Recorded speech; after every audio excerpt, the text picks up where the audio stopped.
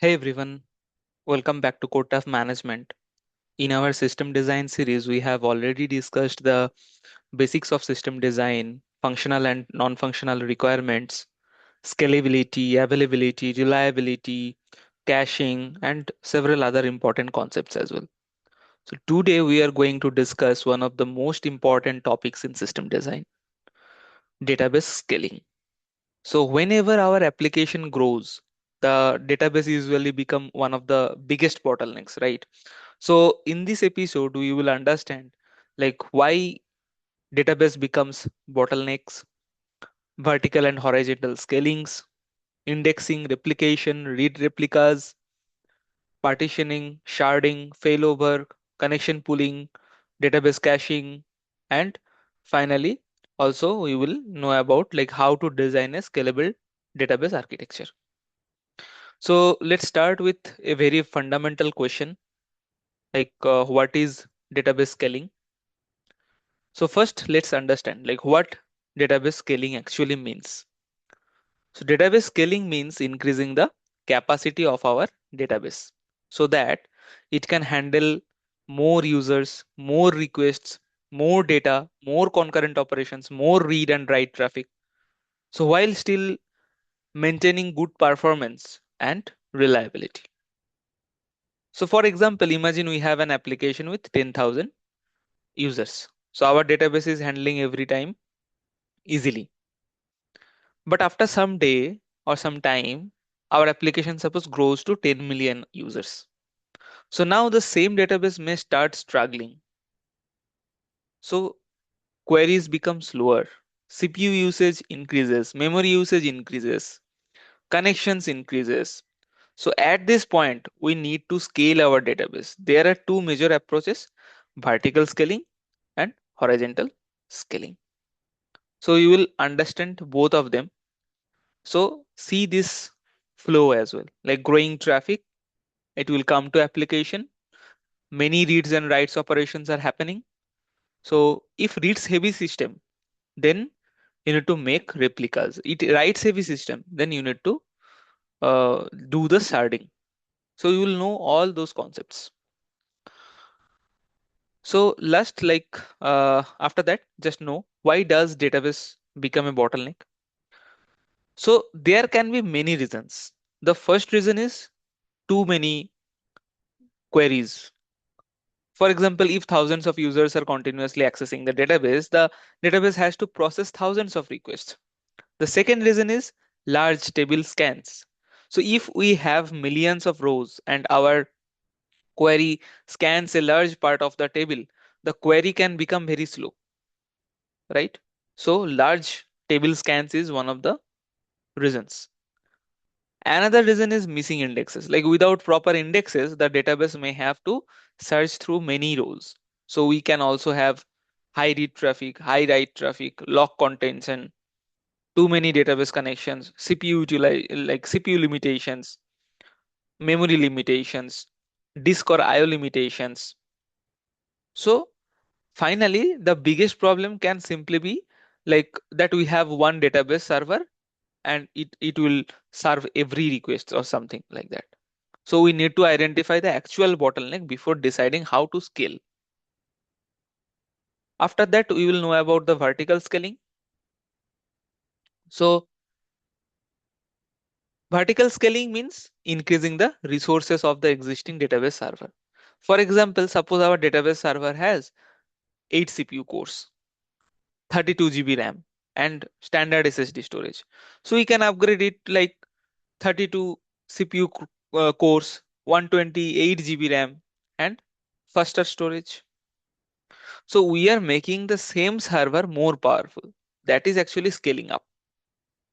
So the biggest advantage is simplicity. We don't have to redesign the entire architecture, but there is a limitation as well. Like a server can only become so powerful, and high-end hardware can become very expensive.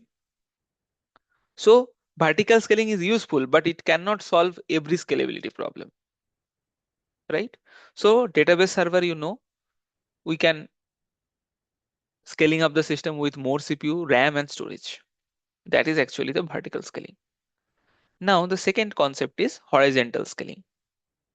So the second approach, horizontal scaling, means like instead of making one server bigger, we add more servers. So for example, suppose instead of having one database server handling everything, we can have multiple database nodes. The workload load is now distributed between these nodes, and this gives us much better path for large scale systems.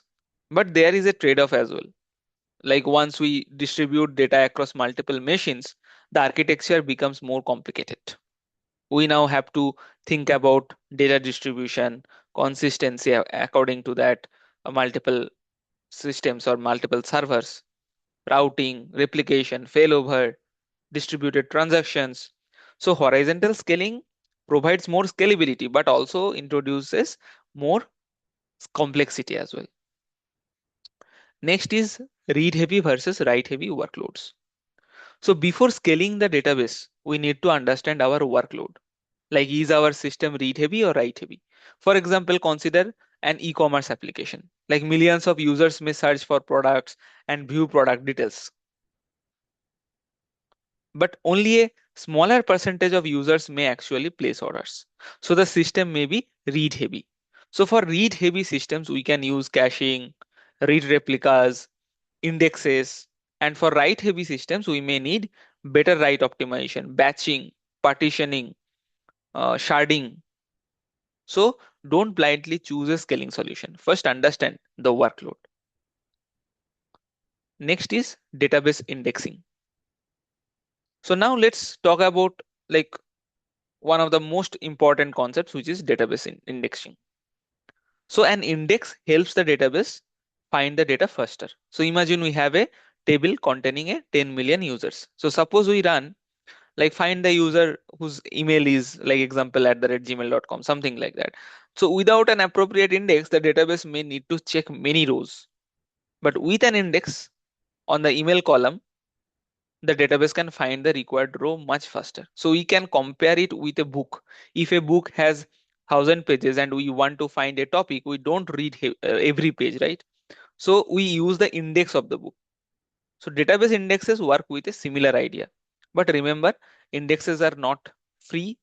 They consume storage and also increase the cost of write operations. So we should create indexes based on the actual query patterns. After that, composite indexes. So sometimes our query uses multiple columns like user ID, status, created at, like that. So we can create a composite index using these columns, like create index, IDX user status created on orders.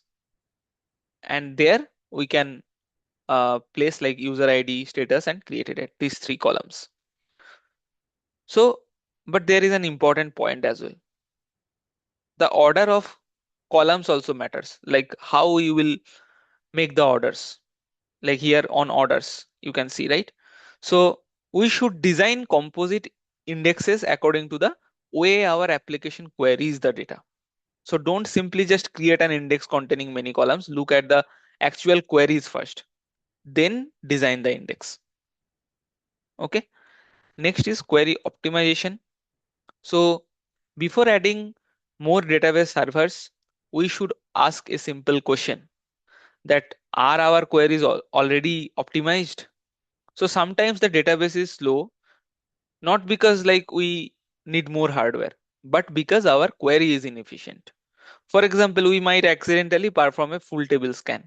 We can use tools such as explain or query execution plans to understand how the database executions happens, like how the database executes a query.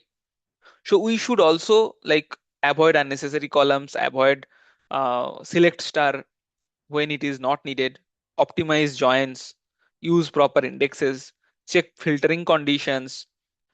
We need to also analyze the slow queries. So this is an important system design principle.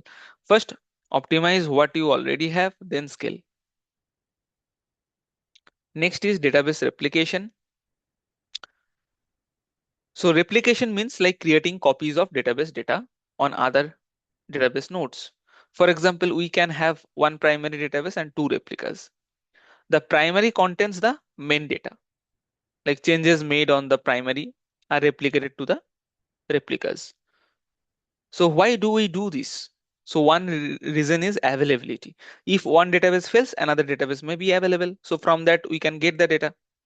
Another reason is read scaling. Like we can send some read requests to replicas instead of sending everything to the primary. So just understand about primary and read replicas. So a very common architecture is one primary database plus multiple read replicas, and writes go to the primary. For example, create order, update payment, update user profile. So these operations can go to the primary, but read operations can go to the replicas. For example, like get the product details, get the user profile, get order history. So this helps us distribute read traffic. But there is one important problem, which is replication log. So let's understand the next replication log. So replication is not always instantaneous. Suppose the user updates their profile. The update reaches the primary database, but the replica may receive that change slightly later. So this delay is called as the replication lag. So now imagine this situation, like the user updates their email address. Immediately after that, the application reads the user profile from a replica. So if the replica has not received the uh, latest change yet, the old email address may be returned. So this is called a stale read. So when designing read replicas, we must always consider the replication lag. Next is synchronous versus asynchronous replication. So there are different replication approaches. Two important ones are synchronous replication and asynchronous replication. So with synchronous replication, the primary waits for the required replica acknowledgement before considering the operation complete, depending on the configuration. So these can provide stronger guarantees, but it can increase the latency as well. So that's why the asynchronous replication comes into picture. So with asynchronous replication, the primary can complete the operation without waiting for replicas. So this gives us lower write latency. But replicas can temporarily be behind. So we have a trade-off, consistency and durability versus latency and availability. Okay. So when synchronous, required replica acknowledgement is obtained before completion and stronger guarantees, but potentially higher write latency. But for asynchronous, primary can acknowledge without waiting, but lower latency, but replicas can temporarily lag. Next is failover. So what happens if our primary database suddenly crashes? So we cannot simply stop the entire application, right? So we need another database node that can take over. So this process is called as the failover. For example, primary database fails. Then a standby or replica is selected. That node becomes the new primary. So application traffic is redirected to the new primary. So in production system, this process is usually automated or supported by database infrastructure. But one important point, like failover should be tested. Like we should never assume that failover will work just because we designed it. Next is database connection pooling. So suppose we have 1,000 incoming requests. If every request creates a new database connection, we can overload the database. So creating database connections also has a cost. So applications normally use a connection pool. A connection pool maintains a set of reusable database connections. When a request needs a connection, it takes one from the pool, the request completes, the connection is returned to the pool. So this improves the performance and also controls how many connections can reach the database. But always remember that a very large connection pool is not automatically better. Like too many connections can actually overload the database.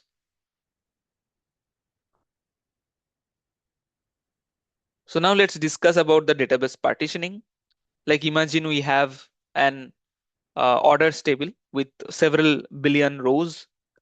So managing and querying one huge table can become difficult. So partitioning basically allows us to divide that large table into smaller partitions. For example, we can partition orders based on the year. We may have 2024 years partitions, 2025 partition, 2026 years partition. So the logical table remains the order table, but internally the data is divided. So partitioning can improve the query performance when the query can target the relevant partition. So it can also make maintenance and archiving easier. Next is range partitioning.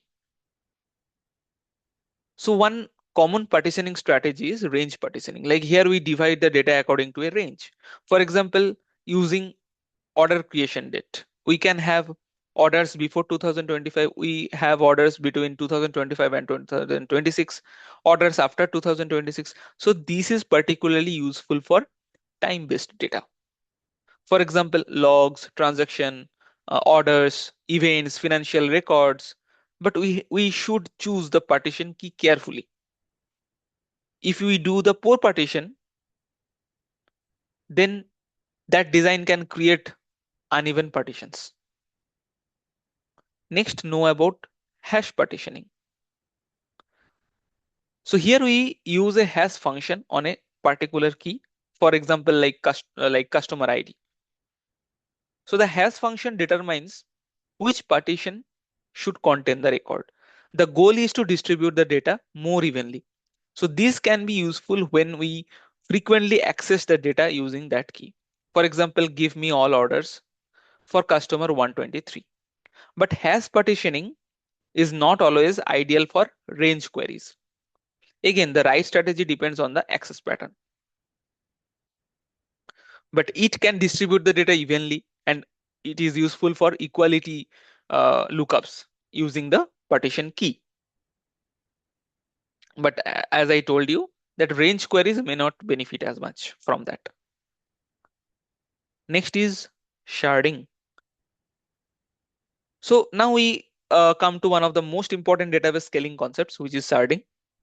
So sharding means distributing the data across multiple independent database nodes. For example, imagine we have 300 million users. So instead of storing all users on one database, we can distribute them. Like shard 1, which contains some users. Shard 2, it contains another group. Shard 3 contains another group. So now the data and workload are distributed across multiple machines. So this allows us to scale horizontally. But sharing introduces like significant complexity. So we should not use sharding just because it sounds scalable. We should use it when simpler approaches are no longer enough. Okay, but it is a good concept to distribute read and write load. But we always require a good shard key. Okay, but always know that cross shard queries and transactions become more complicated. Okay, so we need to choose a shard key properly. So one of the most important decision is sharding. Like for the sharding, shard key choosing is very much important. So the shard key determines like where a record will be stored. For example, we might use customer ID as the shard key. Suppose customer IDs are distributed across three shards. The application can determine which shard contains a particular customer. So a good shard key should ideally like distribute the data evenly, have good cardinality, match common access patterns, avoid hotspots. So like choosing a bad shard key can create something called a like hot shard. So that means like one shard receives much more traffic than the others. That is the hot shard. Okay. So for that reason, we need to check like how the requests are coming, what is the pattern, and according to that we need to create shard tree. Now, sharding challenges.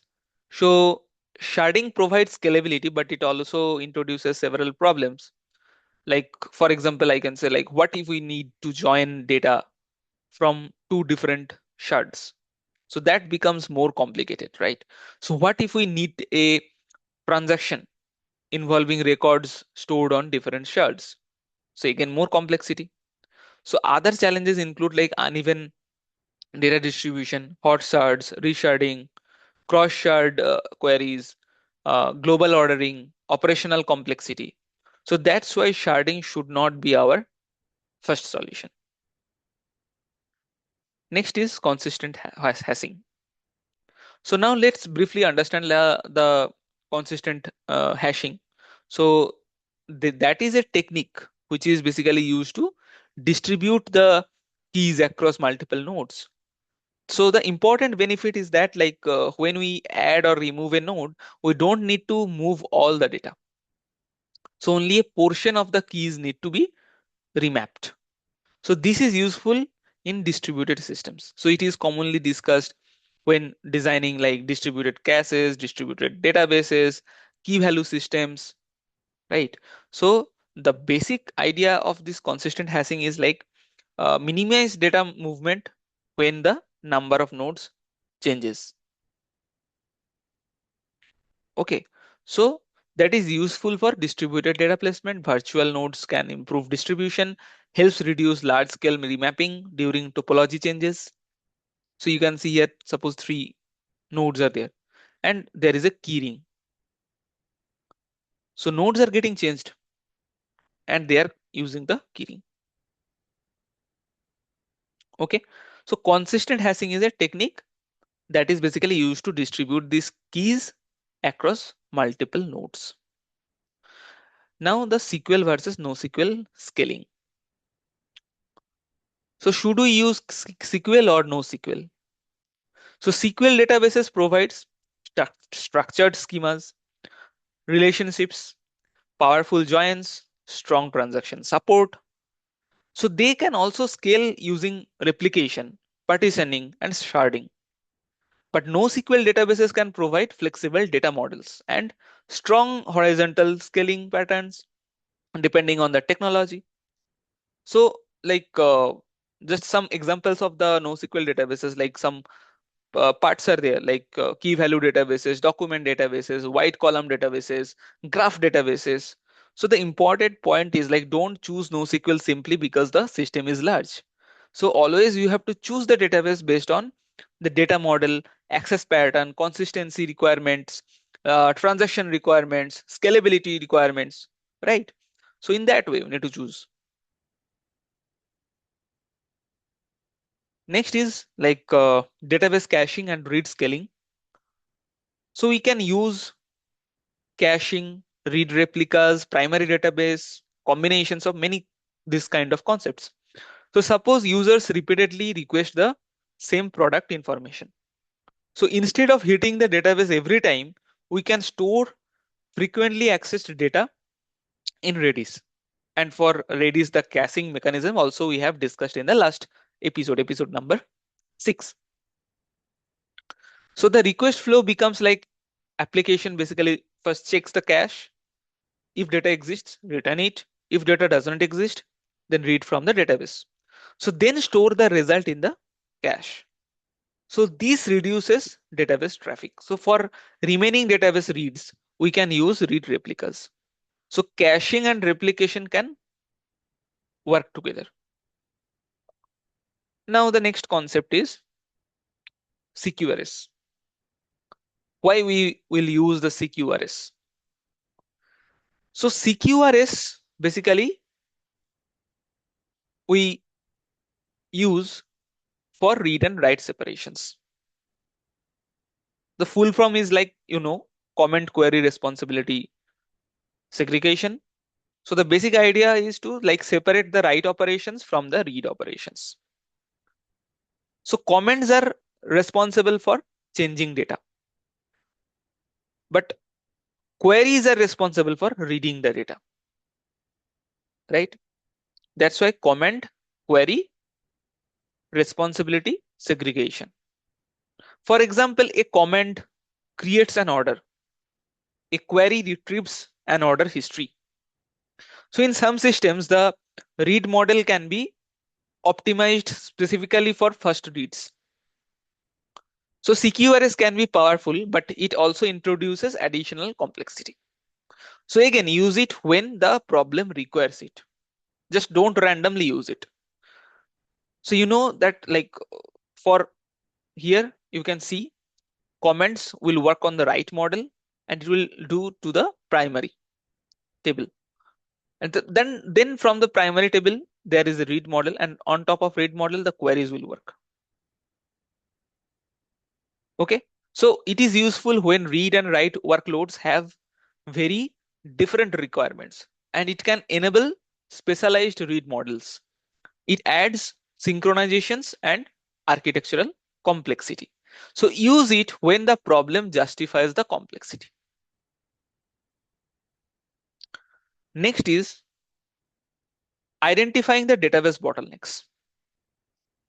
So what should we check? Like now, suppose our production database is slow. What should we check? First, CPU.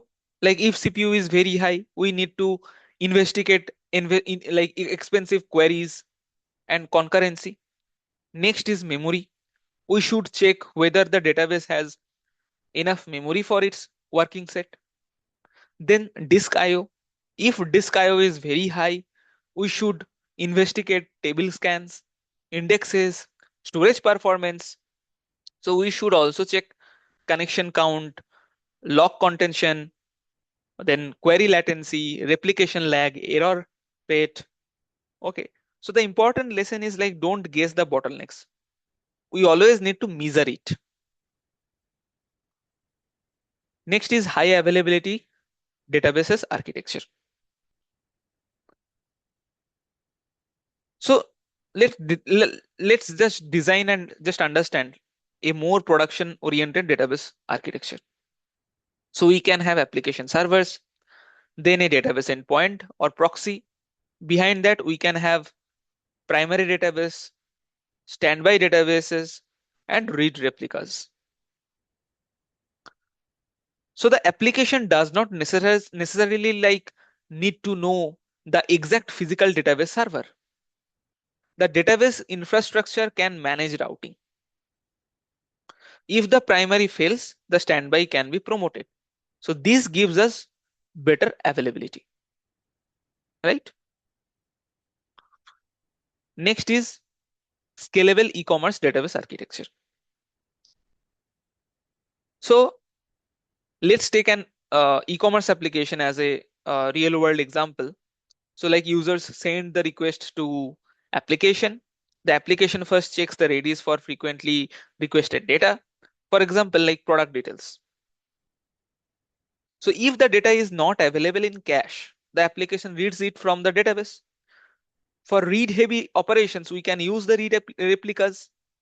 And for write operations, such as placing an order, we use the primary database. So our architecture can look like users, then load balancers, then application servers, Redis cache, DB router, read replicas, and primary database. So this is a common pattern for scalable systems. Now, let's build a practical decision making process. Suppose our database is slow. What should we do?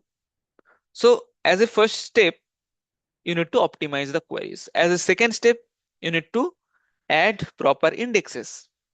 Then we will use connection pooling. Step 4, we can add caching for repeated reads.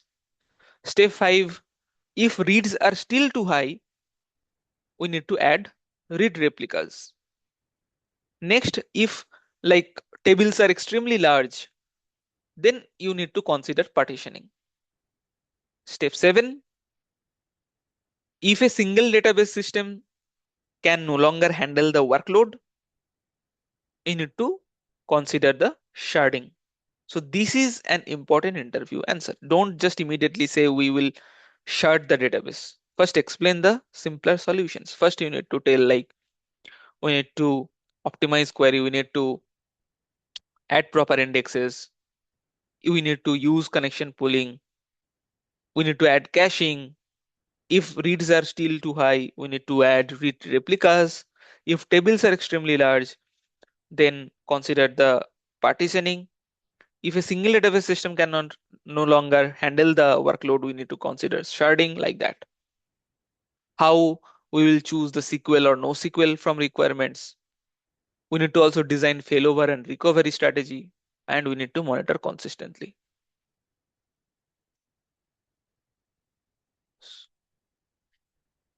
So let's discuss some common mistakes. So mistake number one is like sharding too early. Like sharding creates a lot of complexity. So don't just taking the sharding as your first step. Next mistake is like adding read replicas but ignoring replication lag. Mistake number three is creating too many indexes. Like indexes improve the reads but increase the write cost as well. Mistake number four is ignoring slow queries. Like sometimes one bad query can create a huge bottleneck. Mistake number five is choosing a bad shard key. So this can create hot shards. Mistake number six is like creating unlimited database connections. So these can overload the database. And finally, not testing failover. So a failover strategy that has never been tested is not something we should blindly trust. Next is important database metrics. So in production, we need monitoring. Some important metrics are query latency, like how long are queries taking, queries per second, how many queries are we processing, CPU utilization, is the database CPU overloaded, memory utilizations, like are we running out of memory, disk IO is like storage becoming a bottleneck, connection count, like are too many applications connecting, replication lag, like are replications falling behind. So we should also monitor errors and timeouts as well. So monitoring helps us understand when we need to scale.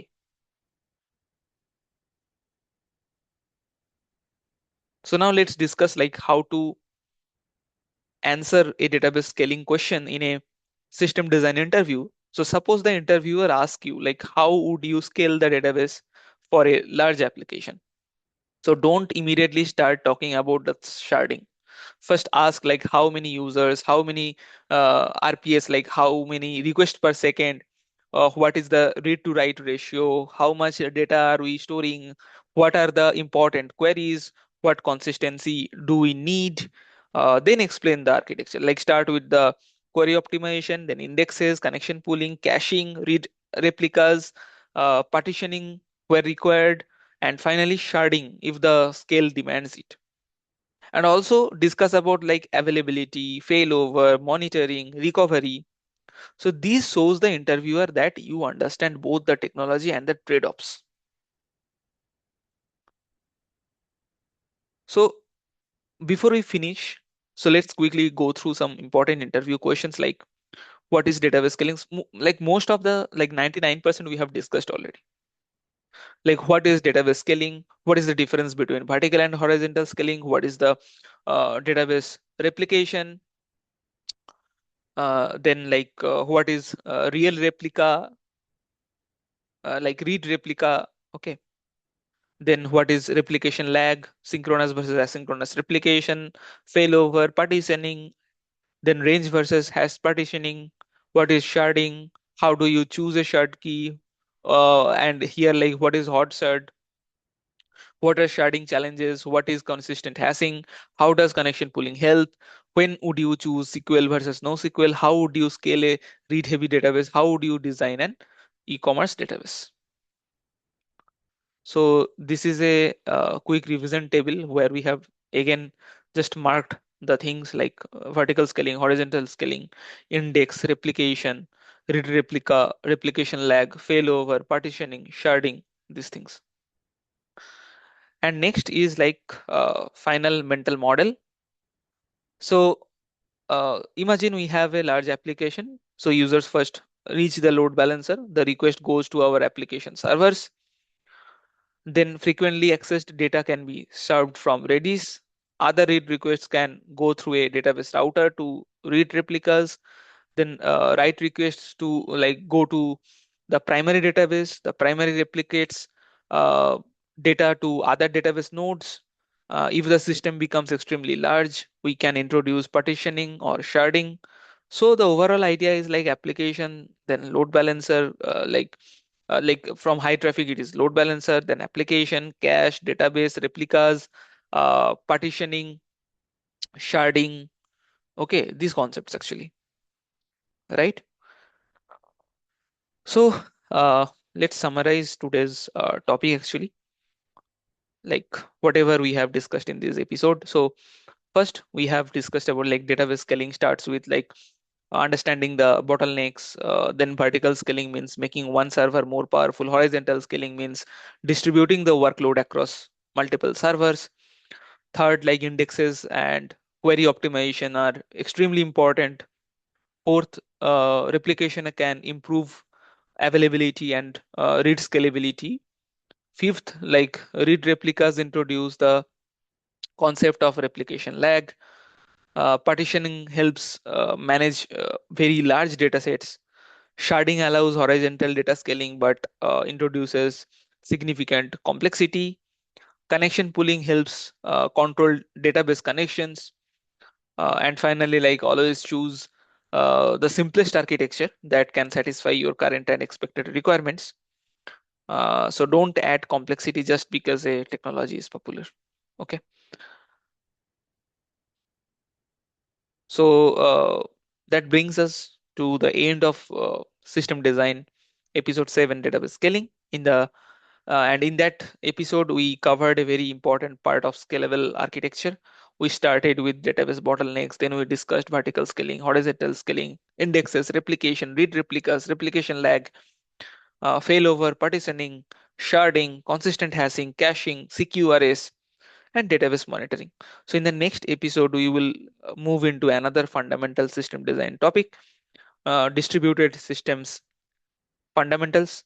So we will discuss concepts such as consistency, availability, cap theorem, strong versus eventual consistency, retries, timeouts, idempotency, failover handling, like failure handling. Next is like distributed communications, that is the service to service communications. Okay, real world distributed architecture example. So if you found this episode useful, subscribe to CodeTab Management and follow the system design series. Thank you for watching. See you in the next episode. Bye.